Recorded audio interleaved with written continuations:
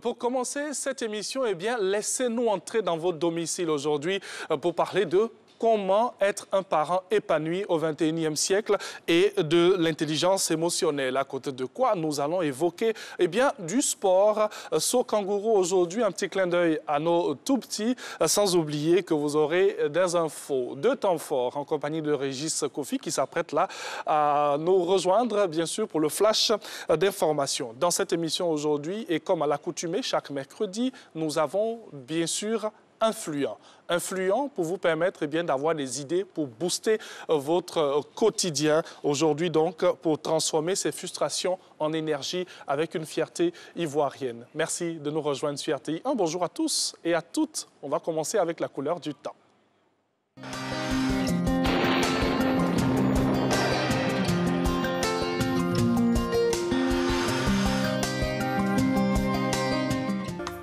Mesdames et messieurs, bonjour. Au cours de cette matinée, dans le nord du pays, on observera une atténuation des effets de l'harmattan par la remontée des vents humides. De la région allant du littoral à la bande centrale, le temps sera nuageux à partiellement nuageux, avec possibilité de pluie matinale, notamment dans le sud-ouest. Par la suite, le soleil fera progressivement son apparition.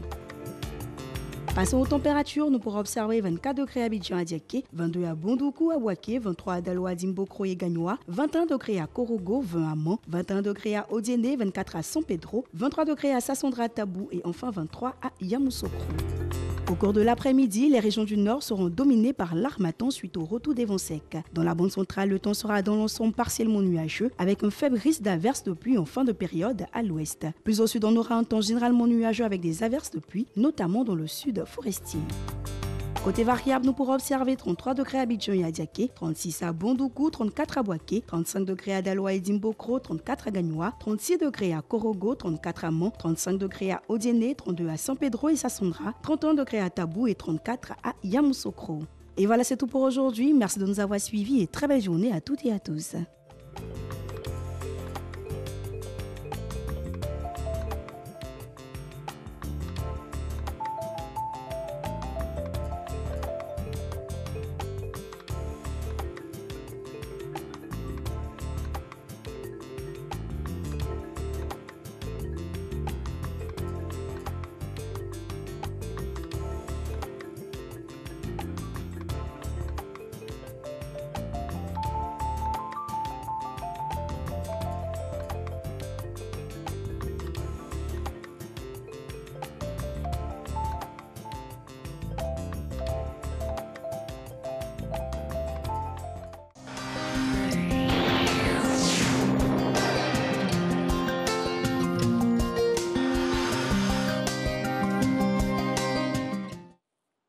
Voilà la couleur du temps, pour bien démarrer cette émission, Matin Bonheur sur RTI 1, vous venez de voir ce dont nous allons avoir tout au long de cette journée et même pour cette nuit à venir. Allez, quelques infos avant de recevoir Régis Kofi. Donc, nous sommes le 24 février aujourd'hui et nous célébrons les modestes pour le proverbe qui fera plaisir à plus d'un. J'en suis sûr, le proverbe d'aujourd'hui, la femme est la ceinture qui tient le pantalon de l'homme. Voici notre proverbe de ce jour dans ce numéro de Matin Bonheur. Allez, Régis Kofi maintenant pour le premier point de l'actualité et ce sera bien sûr les infos au plan national. C'est parti.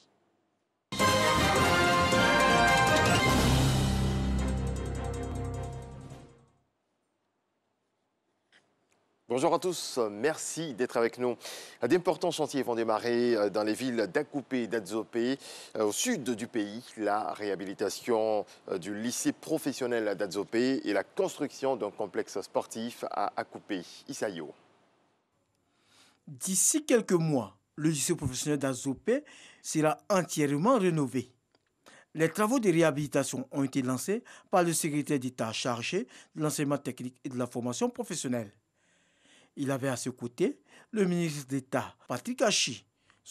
D'une capacité d'accueil actuelle de 590 places vont consister en la réhabilitation des infrastructures bâtiments, la réhabilitation des équipements, la construction de nouvelles infrastructures, l'introduction de nouvelles filières de formation, notamment en menuiserie, aluminium, mécano, soudure et plomberie sanitaire. La formation du BT industriel. Ces travaux vont durer 18 mois et coûteront environ 4 milliards 800 millions de francs CFA. Pour le ministre Patrick Achi, cette action montre que l'enseignement technique et professionnel est au cœur des priorités du chef de l'État. L'objectif principal est de renforcer les fondations humaines du développement économique et social. Il s'agit d'assurer donc une éducation adéquate et des compétences à tous les Ivoiriens et aux jeunes en particulier, afin de mieux les outiller à absorber les technologies modernes et à participer et bénéficier à la croissance. Il nous faut obligatoirement renforcer les capacités en formation technique et professionnelle qualifiantes et mettre le système éducatif en adéquation avec les besoins de l'économie, comme vous le disiez tout de suite vous-même. Après Adzopé, Kapemi sur Akupé, le ministre des Sports, Daou Paulin, profite pour lancer les travaux de construction d'un complexe sportif ultra-moderne. Les projets structurants comme les Agora, nous avons besoin dans la proximité de permettre aux populations de se retrouver, de faire de la détection de talents dans les écoles. À travers l'OASU, il nous fallait des infrastructures de proximité pour accompagner le développement. Parce que dans la région, il se construit des écoles, il se construit un centre de santé, il se construit surtout des collèges de proximité.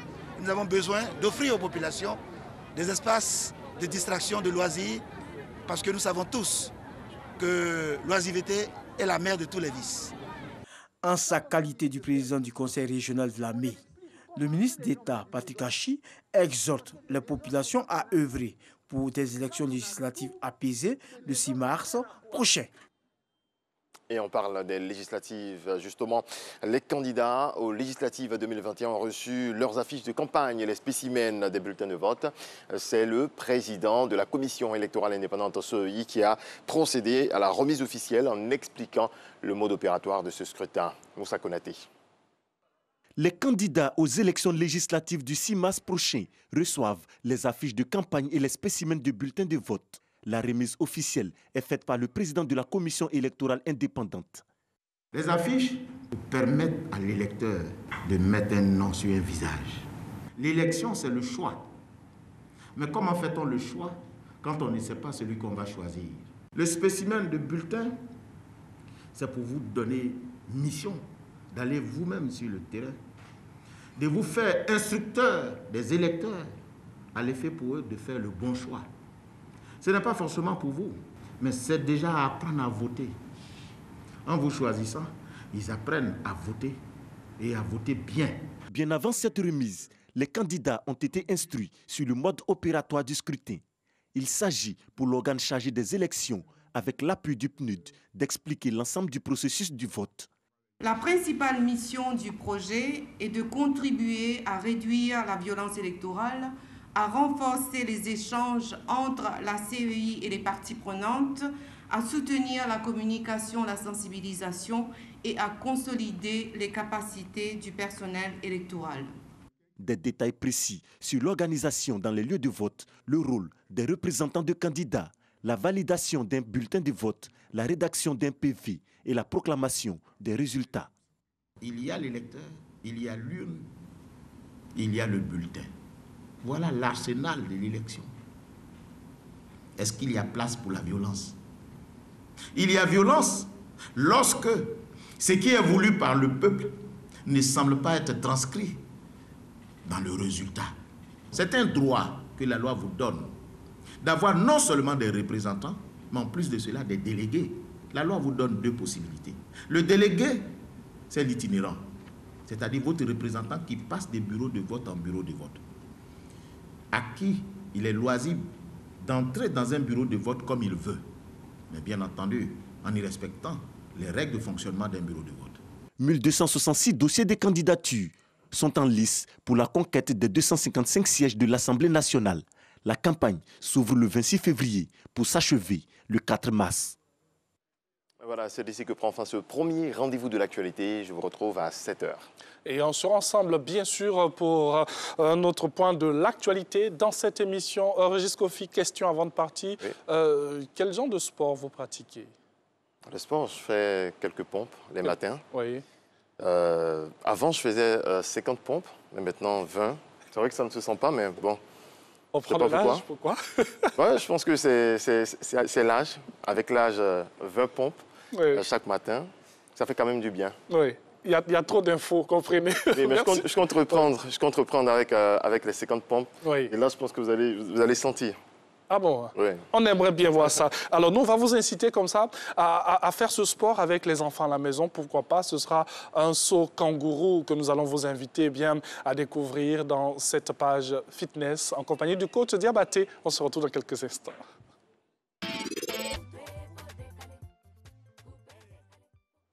Voilà, merci au vert et au rouge en compagnie du coach Diabaté pour les sauts kangourou que vous avez eu dans la rubrique fitness dans cette émission. Encore une fois, quelques informations à vous donner.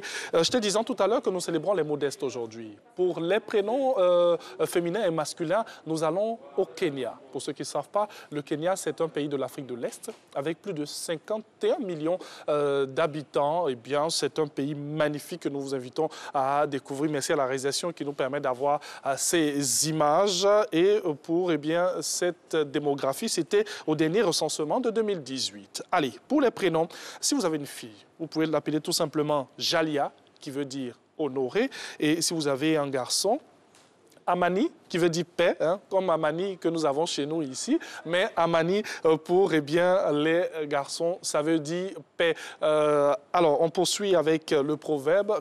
Nous revenons pour dire que la femme est la ceinture qui tient le pantalon de l'homme.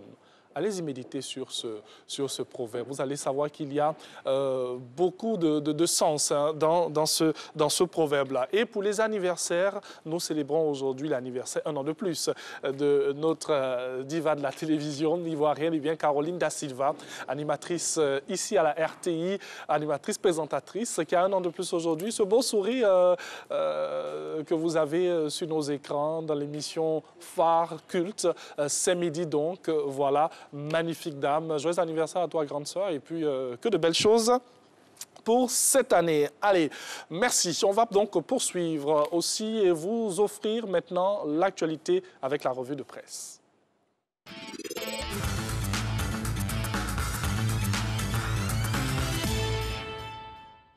Il est avec nous pour feuilleter nos différents journaux. Renaud, bonjour. Bonjour, Joël. Comment ça va? Ça va. Bonjour à tous les téléspectateurs aussi.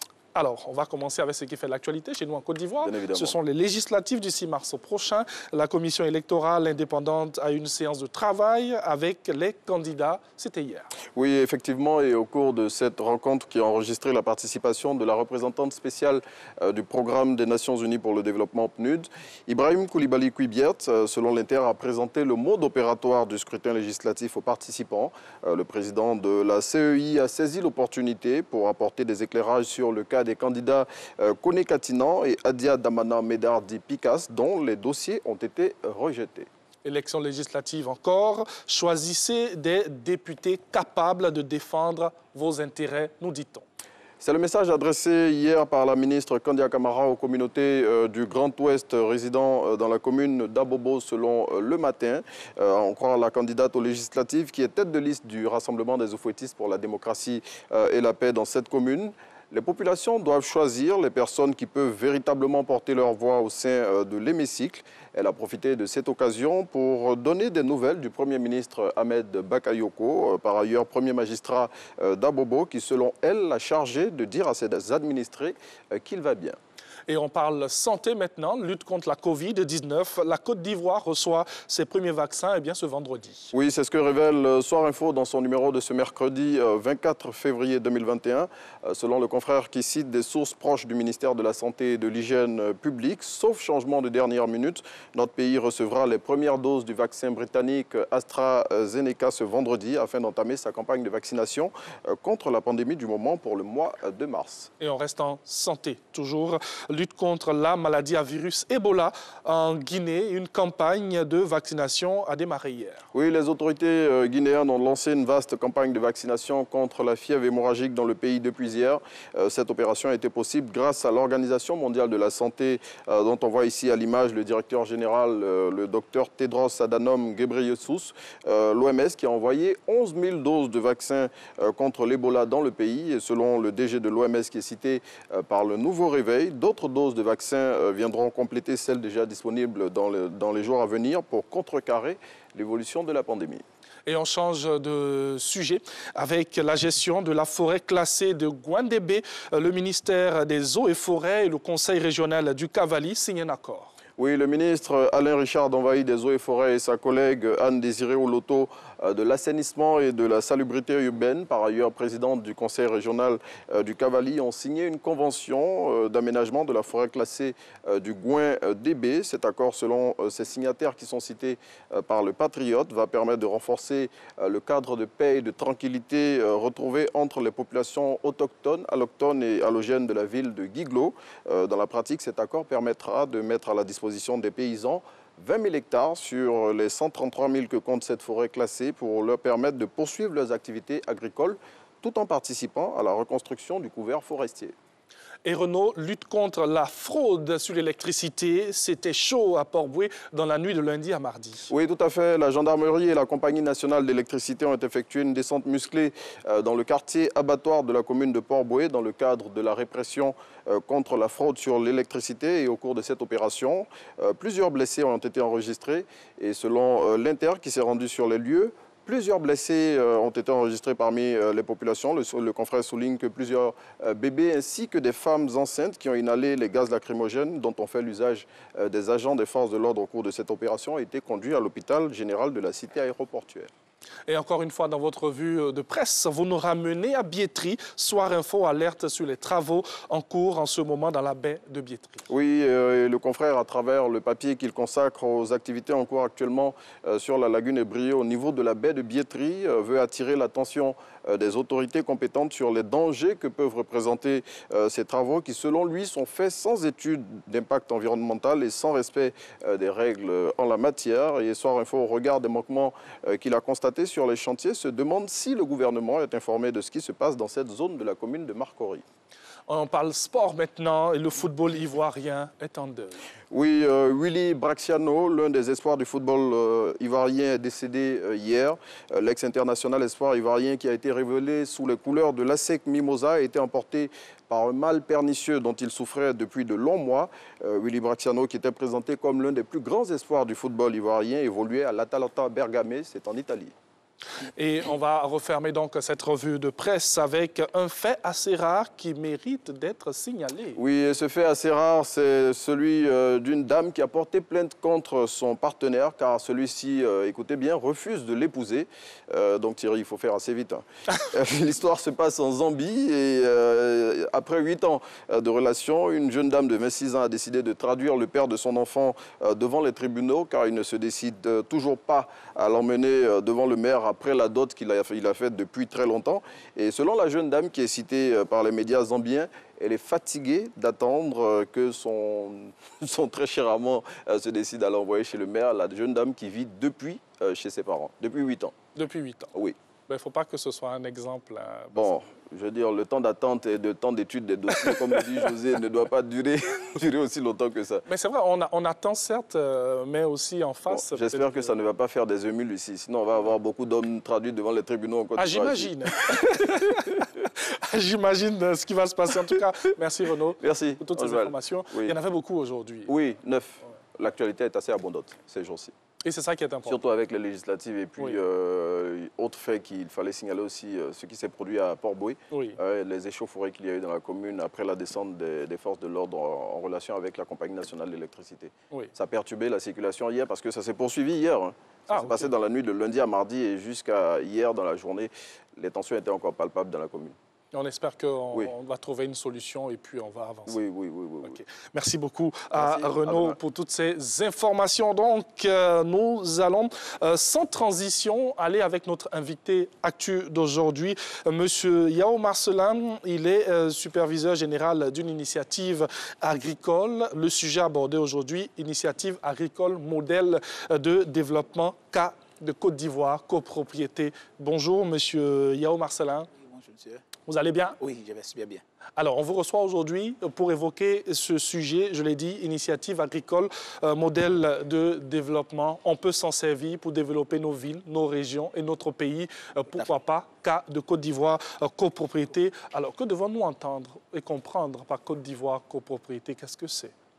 D'abord, il faut dire que la Côte d'Ivoire copropriété est un label reconnu et protégé par l'OAPI, qui est l'Organisation africaine de protection intellectuelle, est un modèle de se mettre ensemble en vue de réaliser des projets. Bien sûr. Nous allons prendre votre exemple aujourd'hui, bien sûr, pour parler de développement. Je l'ai dit tout à l'heure aussi, de nos régions, de nos villes, de notre pays. Pourquoi pas? C'est un apport que nous devons aussi avoir dans ce sens. D'où vient la création d'une telle idée? Oui, il faut dire que l'idée est venue par un groupe de producteurs, de planteurs, qui ont vu à un moment donné qu'ils étaient face à des difficultés. Vous êtes tous planteurs? Nous sommes tous planteurs, bien sûr. Voilà. Et il fallait se mettre ensemble pour réaliser ces projets-là, pour ne pas attendre l'État. Donc c'est comme ça que nous sommes partis. Et c'est à partir de ce projet que nous avons vu que sur l'ensemble du territoire, les besoins se faisaient vraiment beaucoup sentir. Donc il faut faire l'extension. Alors, c'était quoi ces besoins? D'abord, nous sommes passés par la construction d'abord d'un pont bascule, parce que nous le fallait. Et dans la zone, il n'y avait pas de pont bascule. On avait du mal à faire sortir nos récoltes agricoles. Dans quelle zone? Dans la zone des Agnés. OK. Voilà, donc nous avons construit un pont bascule de 80 tonnes. Et par la suite, nous avons vu que par endroit, il y avait eu un sérieux problème d'école et d'hôpital et de station-service. Parce que certaines personnes se déplaçaient pratiquement à 40 km, 80 km pour avoir du carburant. Et on a vu aussi des élèves qui tombaient enceintes parce que les parents étant éloignés. Donc il fallait construire ces écoles-là. Donc il fallait se mettre ensemble pour construire ces écoles. Donc voici comment l'idée est venue. Puis bon, voilà, nous avons fait l'extension. OK. Merci à la réalisation qui nous permet d'avoir toutes ces images pour illustrer ce que nous sommes en train de dire. Vous avez parlé de la zone de Zagné. Moi, j'ai envie de demander quel est votre champ d'action? Est-ce que vous êtes partout dans le pays ou à certains endroits seulement? Vu que vous êtes une corporation de planteurs, des planteurs qui viennent de partout de la Côte d'Ivoire. Tout à fait. Et notre champ d'action s'étend sur l'étendue du territoire ivoirien, puisque nous avons déjà un collège MKS de Bonguera. Nous avons aussi des stations-service au niveau de Théapleu, au niveau de Sério, au niveau de Manfla et Azoupé en construction. Et cette année, nous avons lancé pratiquement près de une chaîne de 10 écoles avec internat sur l'ensemble du territoire. Donc, nos champs d'action, c'est sur l'étendue du territoire ivoirien. Alors, quels sont les différents points, ou bien en combien de points on peut résumer vos différents projets, vos actions? Il faut dire que nos champs d'action, comme je l'ai dit, c'est à caractère développement durable. Oui. Voilà, donc c'est pratiquement, ça touche tous les points. OK. Ça touche tous les points, y compris les écoles, y compris l'hôtellerie, y compris les stations-service, y compris aussi, en tout cas, plein de choses. Là où le besoin se fait sentir, nous répondons à cela. Bien sûr, pardon. Là où le besoin se fait sentir, on répond à cela. On rappelle que nous sommes avec M. Yao Marcelin, qui est superviseur général d'une initiative agricole appelée Côte d'Ivoire, copropriété, qui existe depuis combien de temps déjà? Depuis pratiquement depuis 2011, 2012, nous avons commencé un tout petit peu. Voilà, donc véritablement à partir de 2016, nous avons véritablement démarré. OK. Et aujourd'hui, un petit bilan de tout ce qui a été fait? Oui, le bilan est positif parce qu'aujourd'hui, nous nous retrouvons pratiquement avec 6 stations-service. Nous nous retrouvons avec 2 collèges. Nous nous retrouvons avec 2 ponts bascules. Donc, le bilan est positif. En si peu de temps, et je crois que beaucoup reste à faire. Donc, nous n'allons pas nous limiter à ce bilan. Nous jugeons un peu insuffisant, même si c'est beaucoup devant. Oui. Mais parce que ce qui reste à faire, c'est beaucoup. Parce que sur l'étendue du territoire ivoirien, il faut dire que nous avons vraiment un sérieux problème. Donc, il faut pouvoir aider l'État en ce sens-là pour pouvoir avancer. Aider l'État, j'aime bien cette expression-là. Alors, en fonction de votre exemple, comment véritablement amorcer le développement de nos régions et de notre pays? C'est pour ça que nous interpellons, nous profitons de ce plateau pour interpeller tout le monde toute la population ivoirienne, toute la diaspora, à s'impliquer davantage dans la copropriété. Il y aura une journée porte ouverte à partir du 1er mars au 5 mars pour que chacun vienne à notre siège pour s'imprégner davantage sur les différents types d'investissements ou de réalisations que nous devons faire dans la zone. Parce que chaque zone a ses réalités et le besoin est plus pressant. Donc, il faut aller un peu plus rapidement. Okay. Voilà, donc nous invitons, en tout cas toute la population ivoirienne, à s'y investir. C'est surtout ça, s'investir pour pouvoir développer ces différentes régions. Concrètement, nous sommes dans cette association, nous sommes tous planteurs. Comment ça se passe? Chacun apporte une certaine somme, chaque année, chaque mois. Concrètement, comment ça se passe? C'est selon le besoin des projets. OK. Voilà, puisque les projets ne sont pas pratiquement... n'ont pas les mêmes valeurs, n'ont pas les mêmes hauteurs. Oui. Donc, je prends par exemple la construction d'un pont bascule et la construction d'une école, d'un collège. Donc, vous allez voir que le coût d'investissement ne sont pas les mêmes. Donc, selon le coût de l'investissement, nous mettons ensemble, nous faisons des cotisations internes et puis nous réalisons les projets, tout simplement. Vous avez dit tout à l'heure aider l'État à nous faire avancer. Vous avez le soutien de l'État de Côte d'Ivoire, de certaines autorités, pourquoi pas, puisque vous allez dans des régions, il y a des conseils régionaux, il y a des élus et tout. Oui, jusqu'à présent, il faut dire que c'est le ministère de l'Intérieur, c'est-à-dire les sous-préfets, les préfets. Voilà, c'est eux, quand nous partons, c'est avec eux que nous travaillons. Mais véritablement, nous n'avons pas encore de soutien de l'État même en tant que tel. Des élus locaux, nous n'avons pas encore de soutien. Pourtant, vous contribuez au développement des différentes régions. Tout à fait. Ouais. Alors, quelle est l'importance pour un Ivoirien lambda, voilà, ou même pour des Ivoiriens comme ça, de s'investir dans une telle initiative? Pour terminer. Oui, il faut dire que beaucoup veulent investir, mais ils ne savent pas où, ils ne savent pas comment. Nous les interpellons et pour leur dire qu'avec nous, ça peut avancer parce que déjà, nous avons des projets qui sont déjà réalisés, qui mettent déjà en confiance toute la population. Et il serait judicieux de le faire. Et très, très. Merci. Je vais prendre ce trait comme la conclusion. En tout cas, merci beaucoup à M. Yao Marcelin, superviseur général d'une initiative agricole. Aujourd'hui, cas de Côte d'Ivoire, copropriété, c'est un exemple qu'il faudrait suivre. Nous, on aimerait vous dire merci, en tout cas, pour tous ces efforts et pour le bonheur que vous apportez.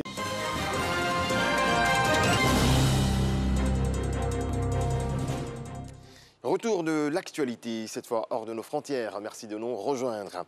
Au Niger, le candidat du pouvoir, Mohamed Bazoum, est déclaré vainqueur de l'élection présidentielle avec 55,75% des voix au second tour, selon les résultats provisoires annoncés hier par la Commission nationale électorale indépendante, CENI. Le candidat de l'opposition, Maman Ousmane, remporte, lui, 44,25%. L'opposition dénonce un hold-up électoral et exige la suspension immédiate de la publication des résultats. En Algérie, c'est le 2e anniversaire du Irak, la contestation populaire qui a contraint le président Bouteflika à la démission. Le mouvement s'est essoufflé, notamment à cause de la pandémie de Covid-19. Mais les Algériens sont retournés ce lundi dans la rue. Des milliers de manifestants ont défilé à Alger et dans d'autres villes du pays, ravivant la contestation anti-régime dans la rue. Depuis 6 ans, les 24 enfants de maternelle de l'école du Chambon à Clavé, près de Poitiers, font classe en plein air une fois par semaine. Venue d'Europe du Nord, l'école des Hors connaît un engouement croissant en France. Regardons. Regardez les bottes. Dis-toi. Appuie. C'est bon, c'est bien ou pas? 9h, un jeudi matin de février. Comme chaque semaine, ces 24 élèves de maternelle se préparent à la classe dehors. On est parti, Manon, Paul? La sortie a lieu par tout temps.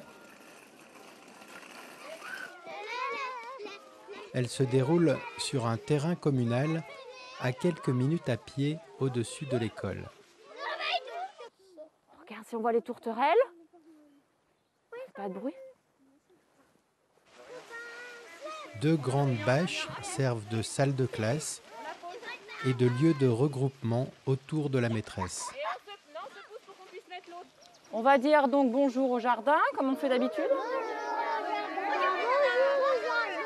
On ferme ses yeux. On ferme ses yeux. Et on écoute les bruits. On ferme ses yeux. Maintenant, on sent avec notre nez. Une fois les petits rituels observés, c'est l'heure des premiers exercices. Ce matin, les enfants essayent de reconnaître des empreintes d'animaux. J'ai vu ça et ça a creusé dans le blaireau. Mais ce qui attire le plus les enfants, c'est une grande flaque de boue. Et juste aller me battre. Certains y font de la soupe aux cookies. Très très bon. D'autres s'occupent à construire une cabane en bambou ou même à préparer un mode de chauffage. Je suis en train de mettre du bois dans la cheminée parce que sinon ça va pas flamber, mais j'ai toujours pas fabriqué le feu. La maîtresse, elle, observe discrètement les interactions entre les enfants.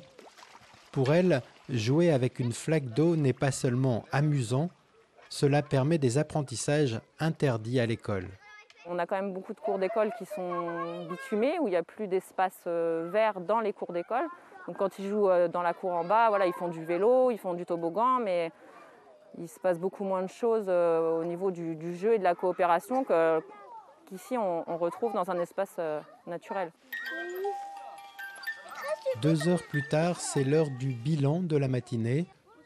On se passe le bâton entre enfants pour se donner la parole. En fait, moi j'ai fait la cabane et en fait, quand on l'avait fait, il y a un piquet qui a failli tomber, alors on l'a rattrapé avec un seau. Mélanie Giré en est à sa 5e année d'école dehors.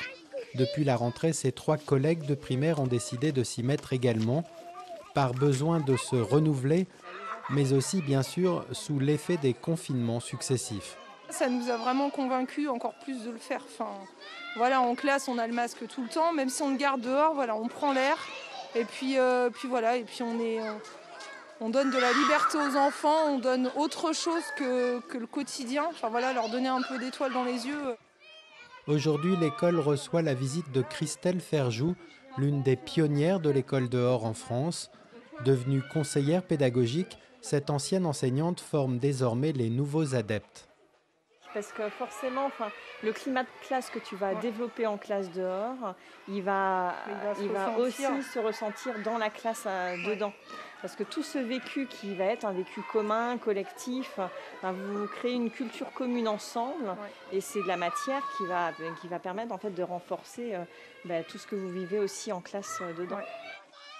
Rien que dans le département des Deux-Sèvres où elle exerce, Christelle Ferjou a recensé 80 classes qui ont adopté l'école dehors ces dernières années, mais il reste parfois à convaincre certains parents qui ne prennent pas ce type de classe très au sérieux, surtout pour les plus grands. Quand on est en posture assise en permanence, ça ne nous permet pas de passer de l'apprentissage, de l'apprendre au comprendre. Pour comprendre, les scientifiques l'ont démontré en sciences de l'éducation, on a besoin d'être en mouvement.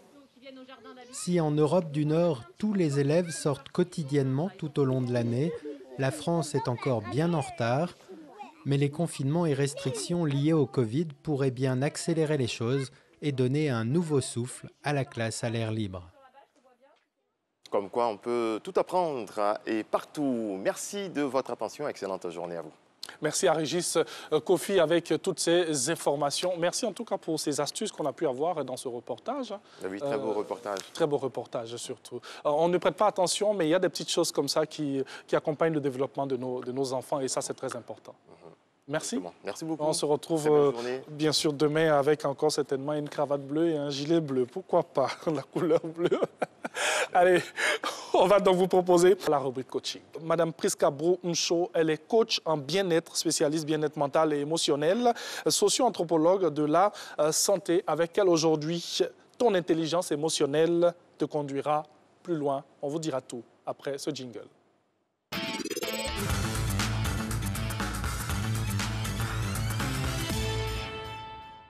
Bonjour, Madame Priska Brou-Mcho, bienvenue. Merci. Bonjour, Angeval. Vous allez bien? Ça va, et vous? Le mercredi a bien commencé. Très bien. Alors, ne dit-on pas que celui qui veut aller loin doit ménager sa monture, mais aussi avoir une intelligence émotionnelle? Une intelligence émotionnelle. Depuis l'enfance, donc on est parti de l'enfance, mais l'enfance également est jonchée par la scolarité. Oui. À l'école, on a toujours fait la promotion du quotient intellectuel. Okay. Mais on n'a jamais parlé du quotient émotionnel. Oui. Et on devient adulte et on se rend compte que le quotient intellectuel, c'était bon pour gravir les échelons au niveau scolaire, universitaire. Mais il y a quelque chose qui nous manque après les diplômes, qui fait qu'on a des diplômes, on était excellent, on a eu de meilleures notes, on était félicité. Mais il y a un petit quelque chose qui manque, il y a un ingrédient qui nous manque, qui fait qu'on n'arrive pas à toucher le fruit qu'on recherche. C'est pourquoi on a fait tout ce parcours-là, on ne le retrouve pas en fait. Je pense qu'avec vous aujourd'hui, on va le retrouver. On va des solutions pour pouvoir le retrouver. Dites-nous, qu'est-ce que c'est que l'intelligence émotionnelle? L'intelligence émotionnelle, c'est une aptitude, c'est-à-dire la capacité à comprendre ses émotions, ses sentiments, ses humeurs, ses sensations, tout ce qui arrive à notre vie, sur tous les domaines. Cette capacité-là, cette intelligence-là à comprendre pourquoi telle chose s'est passée comme ça, comment est-ce que je devrais pouvoir gérer cela. Toute cette façon de penser, c'est une aptitude. Et il y a aussi la même aptitude de comprendre aussi la façon de réagir, de faire, de penser des autres. Donc, en même temps que vous apprenez à vous comprendre, à accepter, à juguler vos émotions, etc., vous apprenez aussi à comprendre les autres, à vous mettre dans leur peau pour vous rendre compte pourquoi est-ce qu'ils ont fait ci, pourquoi ils ont fait ça, et vous cherchez à comprendre. Et c'est ce tout-là qu'on appelle l'intelligence émotionnelle. Est-ce que c'est facile de développer cette aptitude? Bon, ce sont des compétences qu'il faut avoir. C'est pour ça que je disais que l'école nous a appris à développer notre quotient intellectuel en révisant, en mémorisant, etc. Oui. Mais on ne nous a pas appris à développer également notre quotient émotionnel.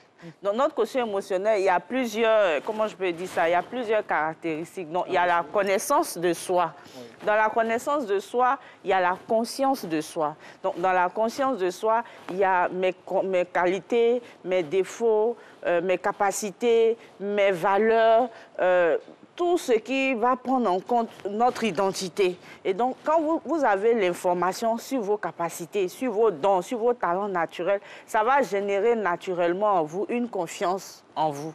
Oui. Donc, quand vous avez confiance en vous, vous allez passer à l'autre étape, c'est la maîtrise de ses émotions. Quand ce qu'on appelle la maîtrise de ses émotions, souvent vous réveillez le matin et puis vous êtes de mauvaise humeur. Oui. La mauvaise humeur est partie de la façon dont vous avez dormi.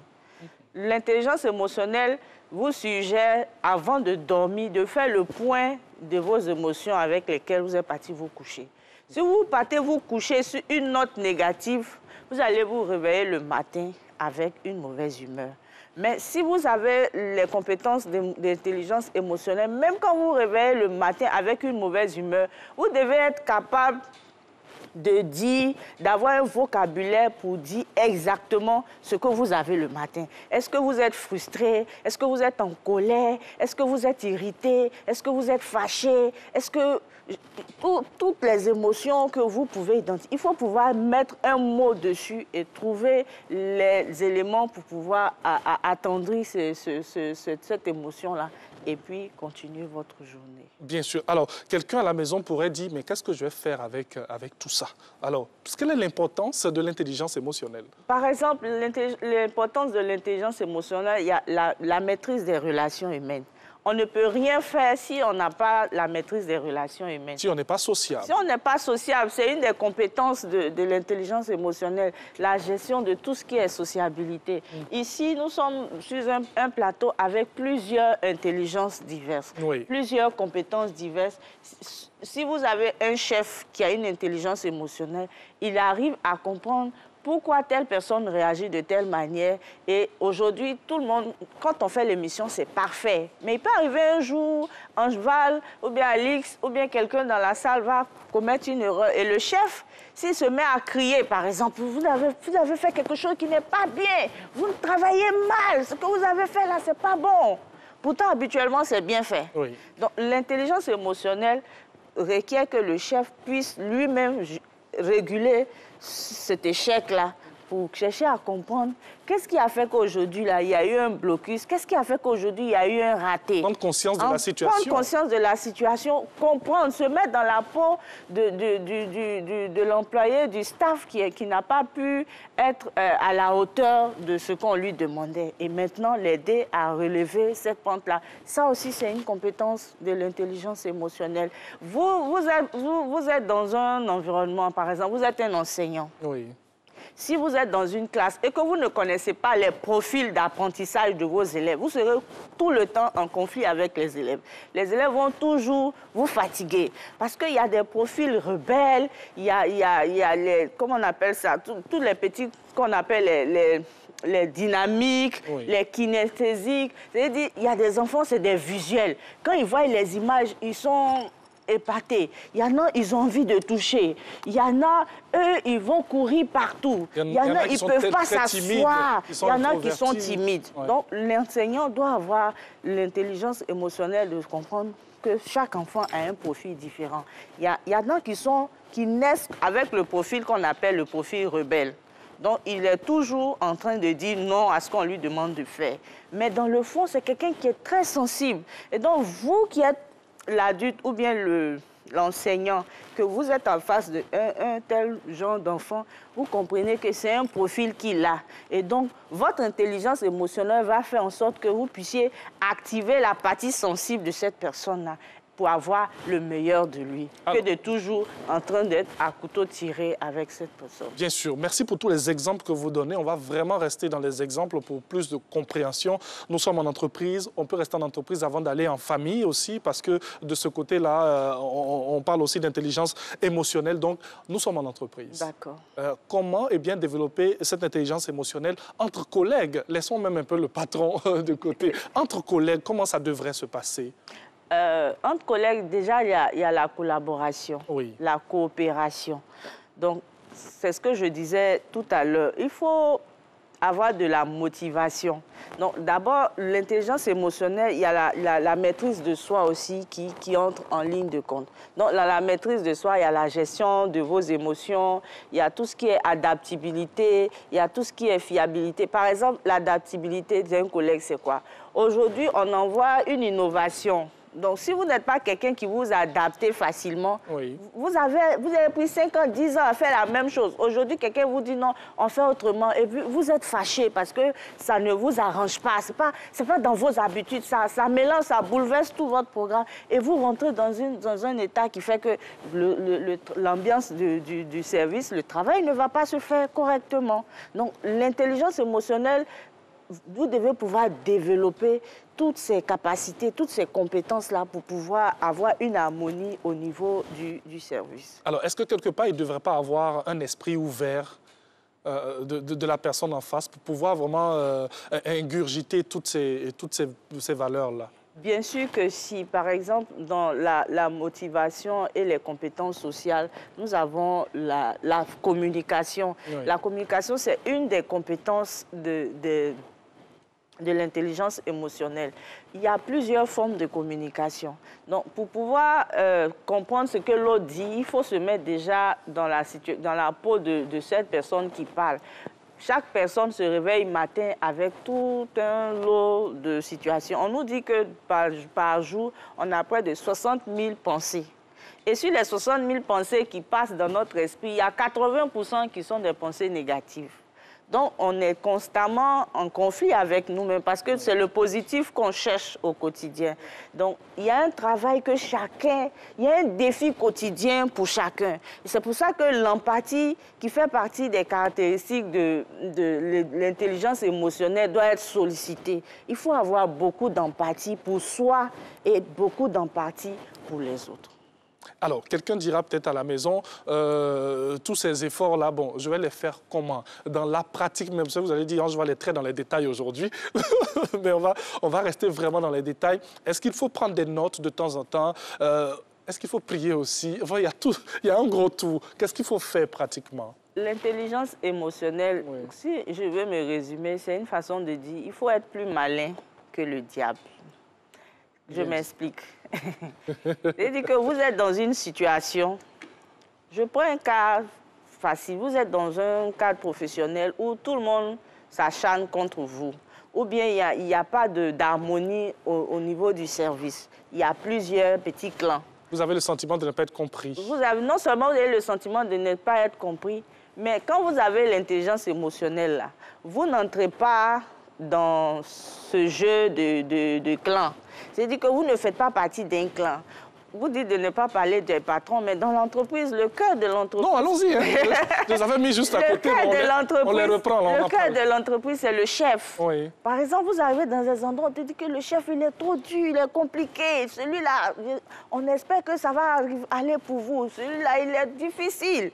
Et vous, avec votre intelligence émotionnelle, vous arrivez à collaborer avec ce chef-là et vous n'avez jamais de problème avec ce chef. La même intelligence émotionnelle, tous ceux qui ont une bonne intelligence émotionnelle, ils arrivent quelque part, ils ne respectent pas l'ordre, comment je dis, chronologique des choses. Il y en a qui sont là depuis 10 ans, ils disent que bon, comme c'est moi, je suis là depuis 10 ans, s'il y a une promotion, c'est moi, ils vont prendre. Oui. Il y a des gens qui ont une intelligence émotionnelle développée, ils arrivent au bout d'1 an, c'est eux qui prennent la position. Parce qu'ils ont compris que, par exemple, le matin, il faut apprendre à discuter, faire un feedback avec ses collègues. Comment est-ce que vous trouvez, est-ce que le travail est bien fait? Est-ce que vous pensez que la façon dont je collabore vous convient? Ah, monsieur le chef, bonjour patron, est-ce que j'ai fait ce que vous demandez? Qu'est-ce que vous voulez que j'améliore? Vous savez, le sentiment le plus important chez l'homme, c'est se sentir important. C'est se sentir valorisé. Donc, quand vous êtes dans un environnement, que vous avez une intelligence émotionnelle, vous comprenez qu'il faut valoriser les gens. Et très souvent, les gens qui ont une intelligence émotionnelle, leurs semblables les prennent pour des gens qui sont idiots, qui ne savent pas ce qu'ils veulent. Du genre, toi, c'est tout toi qui laisse les choses, c'est tout toi qui est bien avec tout le monde. Mais parce que tu as un objectif précis, tu veux réussir quelque chose, donc tu sais que telle personne n'est pas agréable. Mais toi, ce n'est pas le fait qu'il ne soit pas agréable qui t'intéresse. Ce qui, toi, t'intéresse, c'est qu'est-ce que lui, il va t'apporter. Ce n'est point de l'hypocrisie. Voilà, ce n'est pas de l'hypocrisie. Okay. Ce n'est pas de l'hypocrisie. Parce que dans l'intelligence émotionnelle, le feedback nécessite que si moi, je vous ai offensé en cheval, c'est de me faire asseoir pour me dire, ah, Prisca, il y a telle chose que tu as fait hier que je n'ai pas appréciée. Parce que l'intelligence émotionnelle, ce n'est pas être gentil à bout de champ. Non. L'intelligence émotionnelle vous nécessite que vous puissiez exprimer vos émotions. Tout à l'heure, je vous ai dit, si vous êtes en colère, il faut être à mesure de dire « je suis en colère ». Si vous êtes en joie, il faut être à mesure de dire, mettre le mot pour dire c'est de la joie, c'est de la tristesse, c'est de la peur. Il faut pouvoir vous exprimer parce que plus vous vous exprimez, et il y a un lien entre les premiers sujets et le sujet d'aujourd'hui. On est corps, on est âme et on est esprit. Plus on exprime ce qu'on vit, plus on ne refoule pas ce que quelque chose s'est passé. Je suis en colère avec le collègue. Si je ne lui exprime pas ça, ça va ressortir d'une autre façon. Un autre matin, je vais arriver ici, je vais crier alors qu'il n'y a rien eu. Tout le monde va me regarder, mais qu'est-ce qui se passe? Qu'est-ce qu'on t'a fait? Et puis, bon, après, on est désolé, on a honte, etc., etc.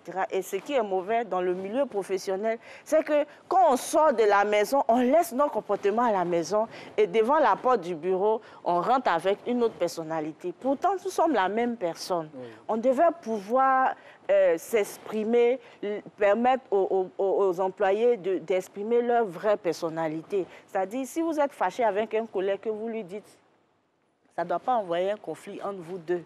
Oui. Parce qu'on n'aime pas ça, que quelqu'un me fasse asseoir pour dire « tu as fait ça, ça ne me plaît pas ». On n'aime pas. Pourtant, c'est une façon de réguler et d'harmoniser les relations professionnelles. Et donc, si vous avez ces compétences-là, on vous juge de quelqu'un qui a une intelligence émotionnelle. J'aime bien ce que vous dites parce que vous le dites tellement si simplement, voilà, et on comprend aisément ce que vous nous expliquez. On va terminer dans quelques instants seulement parce qu'il est malheureusement, il est presque l'heure. Alors, l'intelligence émotionnelle, comment l'intelligence émotionnelle peut-elle améliorer le potentiel de réussite?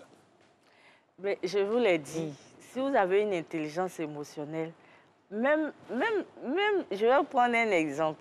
Vous rentrez dans un service. Très souvent, les gens, quand ils rentrent dans un service, le vigile qui est à la porte, à peine même, on a des regards pour lui parce que, bon, on a un niveau, donc, bon, le vigile, bon, ou bien la fille de ménage, bof. Mais c'est des personnes qui sont très, très importantes au niveau de l'entreprise. L'intelligence émotionnelle, là, si vous avez une intelligence émotionnelle, quand vous rentrez déjà, ah, ça va, comment tu vas, et ta famille? Le simple fait de prendre de ces nouvelles, ça va créer un lien. Un jour, il va y avoir une situation, c'est ce vigile-là qui va vous sortir. Souvent, quand on doit prendre les décisions, on doit nommer un chef, ou le patron qui veut nommer là, c'est une grande responsabilité. Et comme il ne veut pas se tromper, il consulte. Il va même appeler la fille de ménage pour dire, dis-moi, qu'est-ce que tu penses d'Angéval? Ah, monsieur Angéval, non. Quand il vient le matin, il se soucie de nous. Il veut savoir si mes enfants vont bien. Alors qu'ici, il n'a pas votre travail. C'est quand il est mal nettoyé, là, on va dessus, moi. Monsieur Angéval seulement, là. Et c'est ce petit point de vue, qu'on peut dire subjectif, qui va vous faire monter. Et ça peut être aussi l'envers du décor, oui. Que M. Angéval, de toute façon, il est gonflé. On ne peut même pas lui dire bonjour. Pourtant, votre dossier est prêt à être signé. Oui. Mais la petite phrase, là, va vous disqualifier. Et donc, votre intelligence émotionnelle, ça ne va pas vous donner un trophée. Mais un trophée physique, non. Mais des gens vont parler un jour en votre faveur. Et vous-même, vous parlez en votre faveur. Et ça va vous permettre d'être en harmonie avec vous-même. Vous êtes en harmonie avec vous et avec les autres. Merci beaucoup. Donc, comme je le dis, il faut être plus malin. Pour terminer rapidement, il faut être plus malin que le diable. En tout cas, merci beaucoup, Madame Priska Brou-Oncho, qui, avec son sourire, ses lettres, ses mots et ses phrases, eh bien, nous permet comme ça d'être en harmonie avec nous et avec les autres. Dans votre vie de tous les jours, un peu d'humilité, c'est pas mauvais. Allez, un sujet qui vous fera certainement plaisir, transformer ses frustrations en énergie avec une fierté ivoirienne qui passe son temps, bien sûr, à travers le monde dans des conférences pour expliquer eh bien, le domaine dans lequel il est expert. Ce sont les sciences spatiales. On regarde Influent aujourd'hui avec le docteur Tidiane Ouattara et on revient. Vous avez eu l'éminent docteur Tidiane Ouattara de l'Université de Cocody à de grands postes à l'international. Eh bien, c'est faisable. Et avec lui aujourd'hui, on a parlé de comment transformer ses frustrations en énergie avec cet expert en sciences spatiales. Pour la suite, dans cette émission, eh bien, nous allons évoquer un autre sujet. Comment être un parent épanoui au XXIe siècle? Élément de réponse dans quelques instants.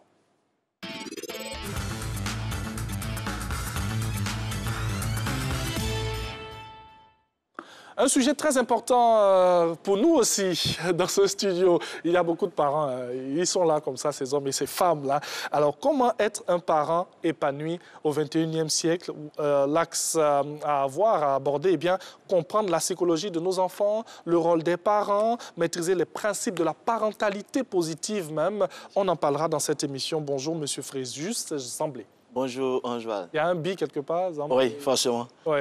Malheureusement, il est gourou. Ben, c'est pas bien grave. Alors, allons-y donc. De quels parents on parle? On parle de tous les parents. Oui. Donc, on parle des parents qui élèvent leurs enfants, donc monsieur, madame et enfants. On parle des parents qui élèvent eux seuls leurs enfants, donc monoparental. On parle aussi des grands-parents qui s'occupent des enfants de leurs enfants, donc de leurs petits-enfants. On parle aussi des personnes qui reçoivent des gens chez eux, parce que peut-être l'individu doit aller à l'école ou faire une formation. Donc, l'enfant est chez eux pour quelque chose. Ce parent-là a l'obligation d'éduquer aussi cet enfant qui vient chez eux. Et c'est important de signifier que nous parlons des parents qui sont partout, dans nos villes, dans nos villages, dans les hameaux les plus reculés du pays. Tous les parents sont concernés. Tous les parents sont concernés. Alors, à quel moment peut-on dire qu'un parent est épanoui au XXIe siècle? Sinon, peut-être même avant cette question, pourquoi penser épanouissement quand on se dit « moi, je suis là, je travaille pour mes enfants, c'est pour mes enfants que je suis là et tout ». D'abord, cette question-là. Alors, il faut être épanoui pour pouvoir, bien entendu, transmettre ce qu'on veut transmettre. Ouais. Tout à l'heure, Coach Prisca le disait que l'identité émotionnelle, c'est ça qui fait que le message qu'on donne à travers les gestes, la parole, ont un impact ou pas. Donc, si on n'est pas heureux et qu'on élève des enfants, bien entendu, tout ce qui va sortir sera dur à comprendre, sera négatif. On va pouvoir transmettre des ondes négatives. Et c'est sûr que, bien entendu, l'ambiance autour ne sera pas intéressant. Donc, si moi, je viens sur ce plateau, le matin, mon visage il est serré, vous me posez une question, je dis oui, je réponds sereinement. C'est vrai, peut-être qu'il peut y avoir des éléments très importants dans ce que je vais dire, mais bien entendu, cela n'aura pas l'impact qu'on veut, parce que pourquoi? Je ne suis pas heureux. Alors, à quel moment peut-on dire qu'un parent est épanoui? Un parent épanoui lorsqu'il arrive, bien entendu, à communiquer avec ses enfants. Donc, cette séance d'aujourd'hui, c'est vraiment le résumé de tout ce qu'on a vu. Oui. Il arrive à communiquer avec son enfant, il arrive à comprendre l'enfant, il arrive à aller au-delà des crises que l'enfant lui présente. Parce que ce qui fait que très souvent on n'est pas heureux, c'est que nos enfants ont des comportements inappropriés qui nous challengent. Et du coup, ces comportements-là font qu'on n'est pas heureux. Mais la capacité du parent à comprendre que, attention, il y a un message derrière, parce que c'est un principe. D'accord? Le principe dit qu'un enfant qui a un comportement inapproprié donne le signe qu'il ne se porte pas bien. Principe numéro 3 de mon dernier livre. Et lorsqu'on comprend qu'effectivement l'enfant ne se porte pas bien, ces agissements ne peuvent pas nous challenger. La question qu'on va se poser, c'est pourquoi est-ce qu'il est en train de faire cela? Donc on va pouvoir voir au-delà. Donc du coup, cette situation inappropriée ou méchante ou négative qui est en train de se passer ne va pas toucher directement notre joie. On va rester positif, on va rester constant pour voir exactement le message derrière. En ce moment-là, on peut dire qu'on est heureux parce qu'on arrive à comprendre les crises de nos enfants, on arrive à supporter les crises de nos enfants et enfin, on arrive à avoir de la connexion avec notre enfant pour bien entendu l'aider. Alors, pour ne pas faire de l'excès dans notre vision d'épanouissement, c'est quoi ici l'épanouissement? D'aucuns peut-être vont dire à la maison, bon, je suis épanoui parce que le samedi, je laisse mes enfants, je vais en discothèque ou je laisse mes enfants, je vais à la plage. Ici, c'est quoi l'épanouissement? L'épanouissement dans ce thème d'aujourd'hui, oui. C'est est-ce que je suis fier d'être parent? OK. Est-ce que je suis heureux d'être parent? Est-ce que le fait d'être parent est une bénédiction pour moi? Parce que, rassurez-vous, on entend beaucoup de parents dire que s'ils rentrent à la maison, ceux-là, ils font trop de bruit. Ils vont me fatiguer. Ils vont me fatiguer. Ils n'est pas heureux. Ou des parents qui passent tout le temps à l'église ou à la mosquée, ils ne font que prier. Les enfants, là, franchement, c'est Satan qui les a envoyés pour venir me tester. En ce moment, on peut dire qu'on n'est pas heureux. Ouais. Donc, est-ce que le fait d'être parent, le fait d'accompagner nos enfants dans leur éducation, la fois d'un an, on l'a vu, oui. Notre rôle, c'est d'accompagner nos enfants dans la réalisation de leurs objectifs. Est-ce que nous, ça nous plaît? Est-ce que l'enfant, quand il dit « Papa, je veux être mécanicien », étant donné que papa est médecin, est-ce qu'on arrive à accepter ça? Est-ce qu'on est heureux de voir que notre enfant lui-même est heureux? C'est en ce moment-là qu'on dit qu'on est épanoui. Alors, penser comme ça, de cette façon, est-ce un abandon parental? Moi, je ne vais pas dire abandonner. Oui. Pas plus longtemps, hier, j'étais en séance et il y a quelqu'un qui me disait que les parents ont démissionné. J'ai trouvé que c'était un peu fort. Oui. C'était un peu fort dans la mesure où le parent, écoute, depuis la grossesse, il a commencé à faire des dépenses. L'enfant va naître, il va le nourrir, il va l'habiller, il va l'éduquer, lui donner la chance d'être instruit, etc. On ne peut pas dire que le parent n'aime pas son enfant. Mais ce qui fait que les parents, beaucoup, donc, vont reculer, je vais dire ça comme ça, on va reculer, oui. Parce qu'on n'a pas les outils qui nous permettent, bien entendu, de challenger nos enfants, de pouvoir les accompagner. Donc, à un moment, on replie, parce qu'on est découragé, parce qu'on ne comprend pas trop bien ce qui se passe, parce qu'on ne sait pas comment aider cet enfant, mais qui est lui-même en train de souffrir. Oui. Donc, on ne va pas dire qu'on a démissionné, on ne va pas parler d'abandon, on va parler des reculs dus au fait qu'on n'a pas des outils efficaces de pouvoir accompagner notre enfant. Alors, la répétition étant pédagogique, hein, quels sont ces outils-là? Quels sont ces outils que nous devons avoir? C'est une très belle question, c'est une très belle question.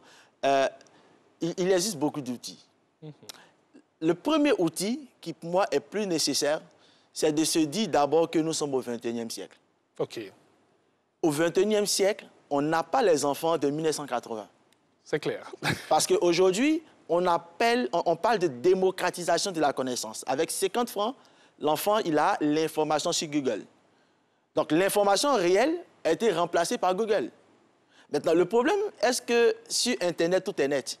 La réponse est non. Oui. Donc, quand le parent il comprend que, attention, je ne suis plus en 1980 et que je suis en 2021, oui, il prend déjà conscience que, écoute, il y a des choses que je dois pouvoir changer, je dois moi-même pouvoir me mettre à jour. La deuxième chose à faire, lorsqu'on commence à se poser les bonnes questions, du coup, on va se poser la question de savoir, mais qu'est-ce qu'il fait? Qu'est-ce qu'il faut faire? Alors, qu'est-ce qu'il faut faire? Aujourd'hui, il y a des formations. Nous, c'est chaque jour que nous écrivons sur nos pages pour accompagner les parents. Certains disent que, bon, ceux-là, ils veulent nous montrer comment éduquer nos enfants. C'est différent. Aujourd'hui, l'accompagnement parental que nous faisons, le coaching parental que nous faisons, l'objectif, ce n'est pas de dire aux parents que vous élevez mal vos enfants, non. C'est de leur faire prendre conscience que déjà, il y a beaucoup de choses qui ont changé et que de deux, voici les nouveaux outils qu'il vous faut pour les types d'enfants que nous avons désormais dans nos sociétés. Avant, le parent pouvait se permettre de dire que je vais parler de sexualité à mon enfant lorsqu'il aura 15 ans. Et c'est sûr que l'enfant ne peut pas entendre parler de ça ailleurs. Mais aujourd'hui, à partir de 5 ans, 6 ans, on en parle. Vous comprenez? Donc, on prend conscience, on se pose les bonnes questions, on vient à l'information, nous animons des séminaires, des formations régulières. Il faut déjà s'inscrire à ces formations-là. Il y a déjà ce livre-là, ça c'est mon dernier livre, l'hymne de la parentalité positive, qui parle des principes de la parentalité au XXIe siècle. Donc, en réalité, c'est une étude de cas que nous avons fait sur la psychologie des enfants d'aujourd'hui et quelle est la réaction à avoir, bien entendu, pour pouvoir les aider. Alors, vous parlez de formation et bien de cours que vous donnez et tout. L'accompagnement, on va rester un peu sur ce sujet avant de poursuivre. L'accompagnement parental dans la pratique se fait comment? Vous allez chez nous à la maison, certes, vous nous recevez dans votre cabinet. Comment ça se passe? Ça peut se faire de plusieurs façons. Oui. La première façon que nous utilisons en ce moment avec les écoles, on appelle l'école des parents. Oui. Donc, nous et les parents, on se rencontrent chaque mois pour parler des problèmes qu'ils rencontrent avec les enfants à la maison. Premier cadre. Oui. Donc, généralement, ce sont les écoles qui organisent, qui trouvent le cadre. Ils nous invitent pour venir intervenir. Les bureaux des parents d'élèves, très important de souligner ça.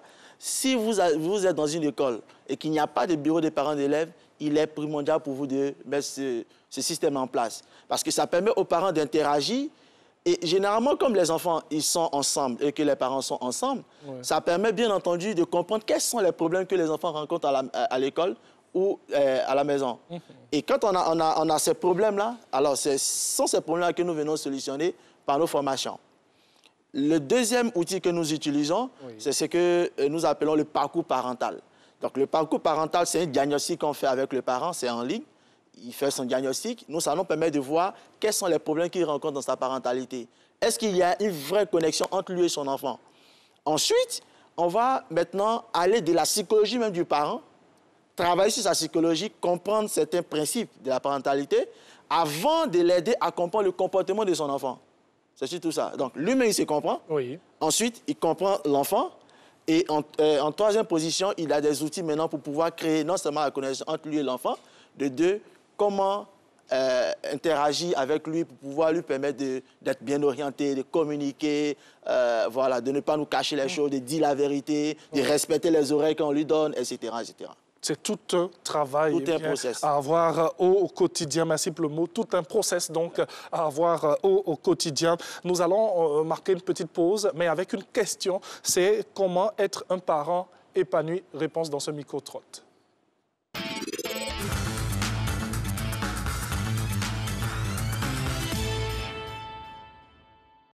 Tout d'abord, il faut que pour que tu sois épanoui, il faut que tu aies les moyens. Il faut t'assurer que la sécurité sociale est quelque part là.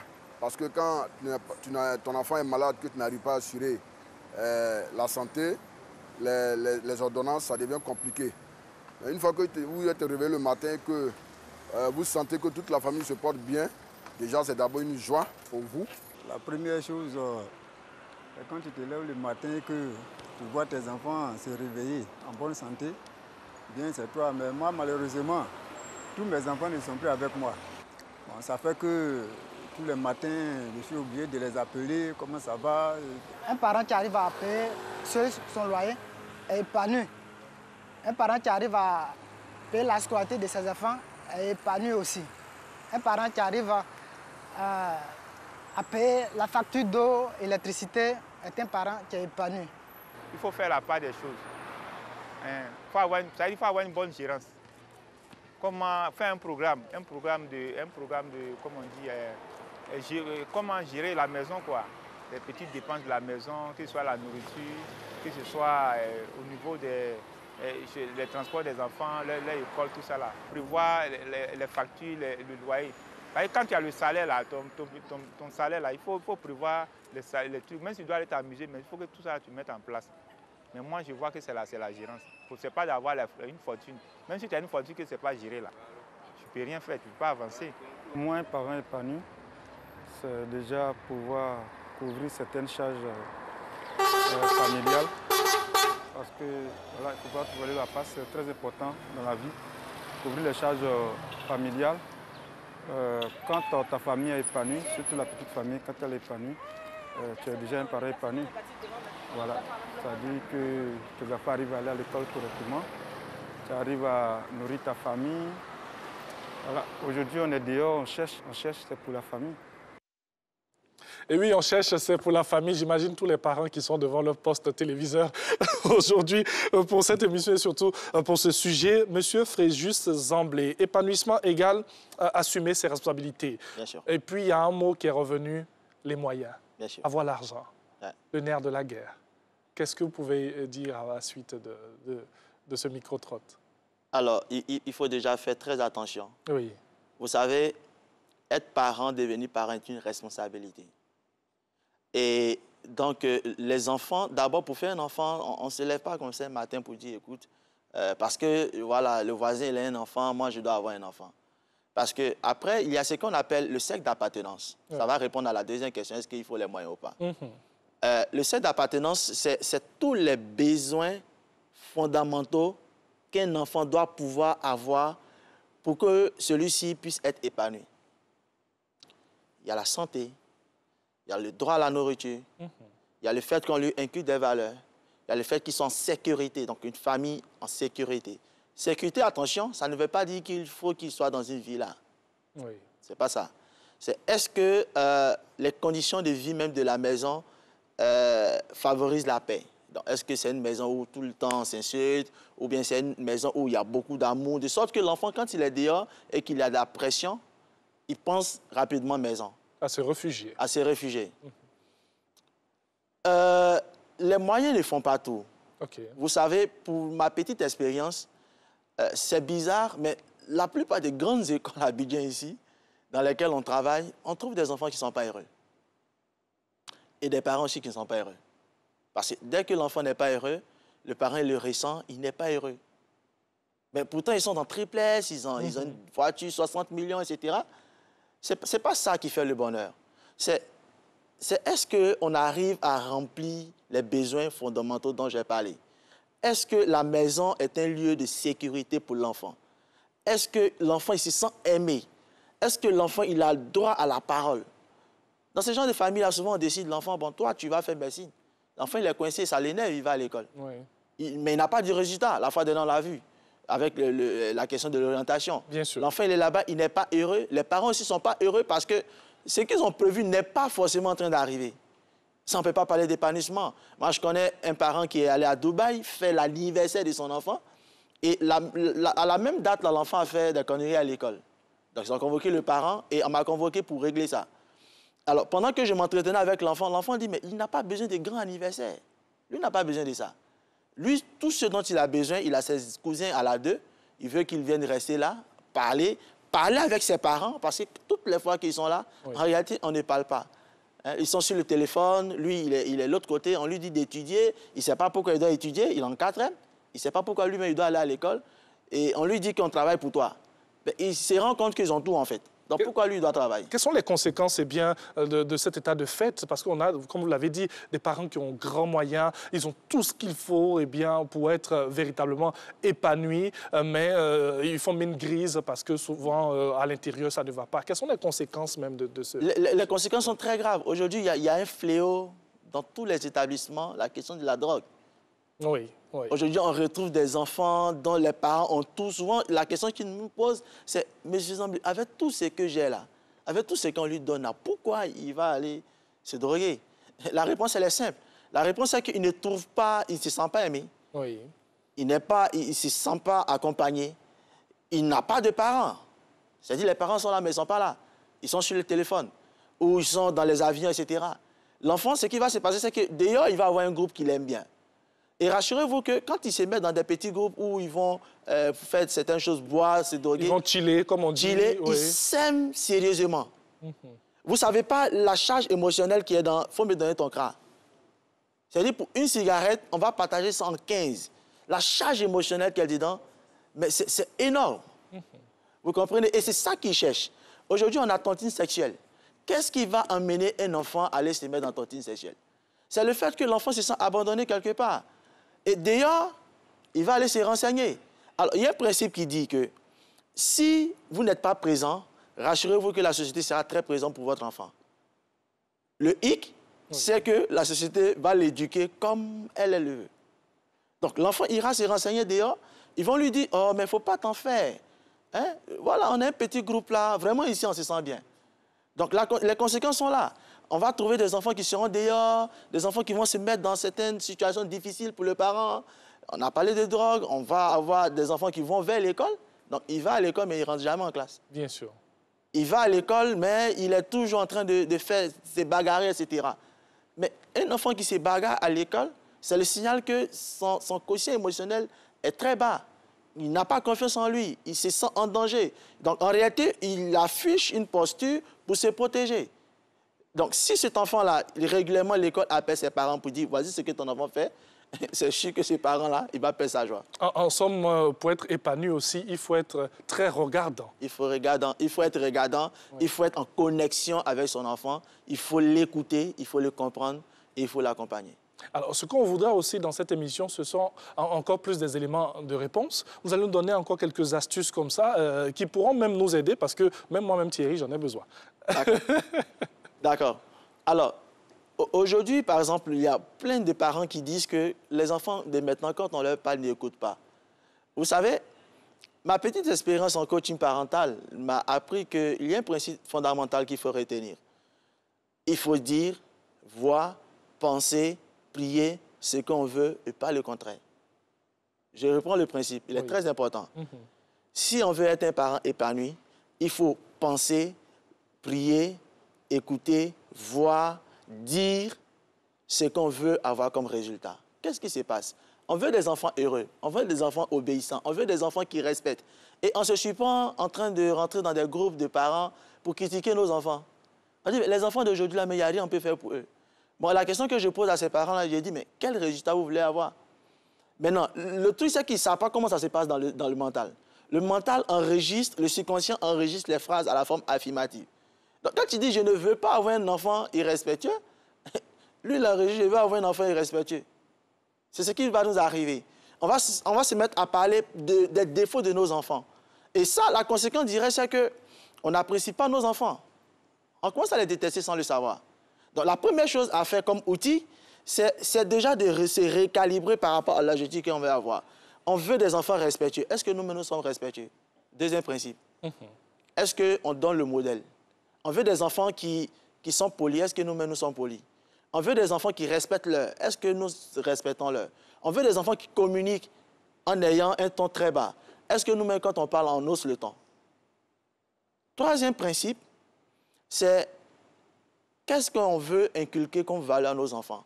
Beaucoup de parents se surprennent en train de dire que mais l'enfant là, mais il est têtu. Tu lui parles, il n'écoute pas. En fait, ce n'est pas qu'il n'écoute pas, mais c'est un moyen de défense que l'enfant utilise. Rassurez-vous, vous dites à votre enfant, je ne veux pas que tu rentres ici à 18h, n'est-ce pas? Et cet enfant-là, il rentre à 18h30. Quand vous posez la question, il va dire, papa, tu ne m'as pas dit ça. Tu as dit de venir vite. Mais tu ne m'as pas dit de venir à 18h. Mais qu'est-ce qui se passe? La vérité, c'est que il n'y a pas de cadre, en fait, juridique. Oui. C'est un peu comme dans les entreprises, la fois dernière, j'avais parlé de ça. Il y a une charte des valeurs de l'entreprise. C'est ce qu'on va appeler le règlement intérieur. Et le règlement intérieur règle tous les comportements de tous les collaborateurs. Donc, on est sur la même ligne. Quel que soit notre rang social, ou quel que soit notre âge, quelle que soit la couleur de notre peau, on respecte le règlement intérieur. L'idée, c'est quoi? C'est qu'à la maison... Pour terminer ce chapitre. Bien sûr. Est-ce qu'on a une charte des valeurs? Est-ce que les enfants savent exactement les valeurs qu'on veut leur inculquer? Est-ce qu'ils savent les résultats qu'on attend d'eux? Est-ce que c'est écrit? Donc, il faut écrire ça, il faut définir les objectifs, les sorties, les heures d'entrée, et puis chaque enfant signe. Ça crée un attachement émotionnel dans l'esprit. Et comme c'est lui-même qui a décidé, vous allez voir que, bien entendu, il va respecter. Et ce sont ces petites astuces comme ça à avoir chez vous à la maison. Alors, un autre cas pratique avant de terminer cette émission. Donc, il y a des parents comme ça, dans cette vision d'épanouissement, se permettent de faire tout ce que les enfants voudraient. Par exemple, aller même jusqu'en discothèque avec les enfants. Alors, la réponse, elle est simple. Oui. C'est quel exemple on veut donner à nos enfants? Parce que chaque parent est libre de définir le cadre, de définir les valeurs qu'il veut inculquer à son enfant. Maintenant, est-ce que cela aussi veut dire qu'on laisse l'enfant faire? C'est un peu la question, c'est ça? Est-ce qu'il faut laisser l'enfant faire? La vérité, c'est que si on laisse nos enfants faire, en fait, la plupart des parents qui laissent les enfants faire, en fait, ils ont peur de les briser. Principe 17 de mon dernier livre dit: si vous avez peur de briser vos enfants, soyez sûr que vous serez en mesure de reconstruire un enfant adulte. Ils vont méditer là-dessus tout au long de cette journée. Merci beaucoup à M. Fréjus Zamblé que nous avons reçu aujourd'hui pour parler de comment être un parent épanoui au XXIe siècle. Excellente journée à vous. Merci. Et excellente journée à toutes les personnes qui nous ont suivis. Merci à la réalisation. Merci à toutes les équipes qui ont travaillé sur Matin Bonheur de ce mercredi. Donc, on va se quitter avec ce dicton: l'orgueil est le défaut des gens qui n'ont pas de vision. Ayez une vision, mais tout avec l'humilité. Que Dieu vous garde. Au revoir.